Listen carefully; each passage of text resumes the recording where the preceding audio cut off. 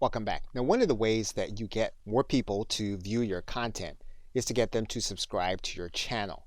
And of course, they can come to any of your videos and subscribe to your channel, or they can come to your channel page and then they can find the subscribe button. We can also give people a persistent link to your subscribe area so that they can subscribe.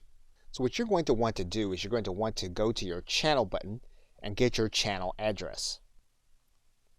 Now, once we have our channel link, what we're going to want to do is we're going to want to make it look like the link that's at the bottom here. So what we're going to do is we're going to take this information and we're going to copy it. And then what we're going to do is we're going to put it at the end of the backslash on our channel.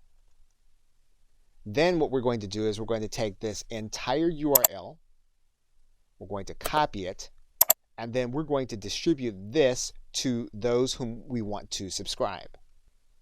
And so once they get this URL, they put it into their browser, and then when they click the link, what's going to happen is they're going to be brought to this page, and then they're going to be asked to confirm their channel subscription. In this video, I'm going to show you how to create, and they'll then be able to confirm.